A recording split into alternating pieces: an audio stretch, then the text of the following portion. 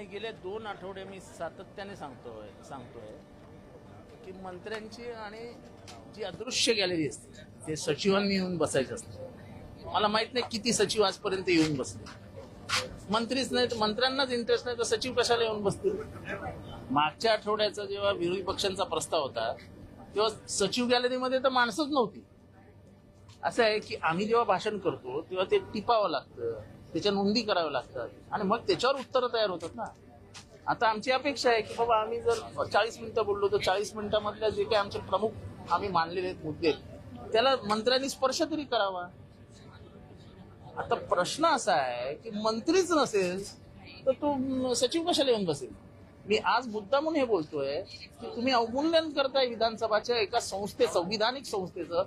संविधानाच्या माध्यमातून विधानसभा आलेली त्या म्हणजे त्याच्यातनं तुम्ही संविधानाचाही अपमान करता. पण मी आज रेव्हेन्यू मिनिस्टर यांचं अभिनंदन करेन की त्यांनी बसल्या जागी चीफ सेक्रेटरीला फोन लावला आणि त्यानंतर लागोपाठ सगळे सचिव येऊन बसले. म्हणजे त्यांच्या खात्याचं 293 ची सूचना आहे म्हणून संबंधित बावनकुळे साहेब हे जागेवर येऊन बसले. रेव्हेन्यू मिनिस्टर जागेवर येऊन बसले. ते बसले तर बसलेच पण त्यांचे सचिव 3 सचिव सगळे मला गॅलरीत दिसत होते. प्रश्न सभागृहाचा सन्मान झाला पाहिजे की नाही. ही संस्थाच तुम्ही डबगाईला नेताय म्हटल्यावर सगळंच संपलं. पण आज बरं वाटलं विरोधी पक्षाचा प्रस्ताव चालू होता. स्वतः मंत्री महोदय बावनकुळे साहेब समोर बसलेले होते आणि उपमुख्य सचिव कोणाचं नाव घ्यायचं नसतं अदृश्य गॅलरीमध्ये कोण बसलेले होते. त्या अदृश्य गॅलरीमध्ये सगळे सचिव बसलेले होते. म्हणजे मंत्र्यांनी जेव्हा अधिकाराने तू सांगतो की नाही येऊन बसा सगळे येऊन बसले.